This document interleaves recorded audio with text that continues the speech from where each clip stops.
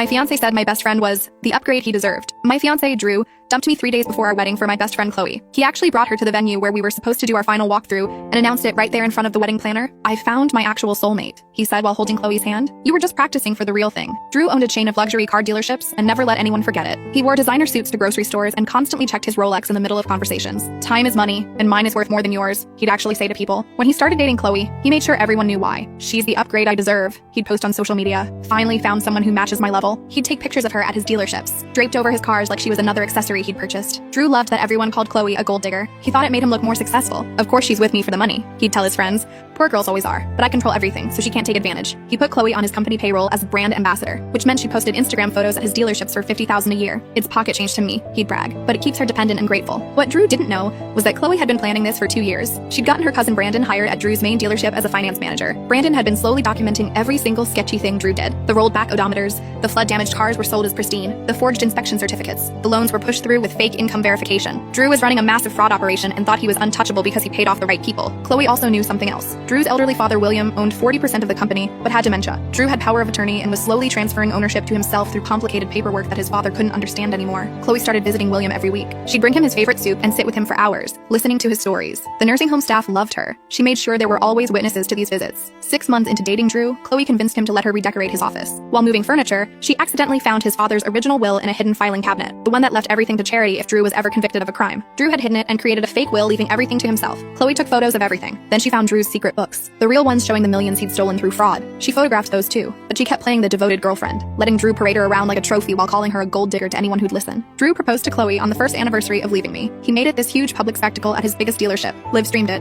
and gave a speech about how a successful man deserves a beautiful woman who knows her place. Chloe said yes and cried perfectly on cue. 2 weeks later, the FBI raided all of Drew's dealerships. Someone had sent them a massive file documenting years of fraud, tax evasion, and elder abuse. That someone was Chloe. But here's where it gets beautiful. Because Chloe had been visiting William so faithfully, and because Drew had been publicly horrible to her, calling her a gold digger and treating her like property, William's court-appointed advocate decided Chloe was the only person looking out for the old man's interests. When Drew was arrested, the court froze all his assets and appointed a temporary guardian for William. The guardian was Chloe's aunt, a retired judge who just happened to be available. The aunt immediately found the real will and submitted it to the probate court. But then William, in a moment of clarity during one of Chloe's visits, decided to write a new will entirely. He left everything to the sweet girl who brought me soup and actually listened to my stories. The nursing home director and 3 nurses witnessed it, all completely legal. Drew tried to fight it from jail, but he'd spent so much time publicly declaring that Chloe was only with him for money that no one believed he actually loved her. His own social media posts were used against him in court. "She's obviously a gold digger," the prosecutor read from Drew's Instagram, "but I'm too smart to let her get anything." The judge ruled that Drew had created a hostile relationship where Chloe was financially and emotionally abused, making her entitled to protections under state law. When Drew was convicted of fraud, the original will's charity clause would have kicked in,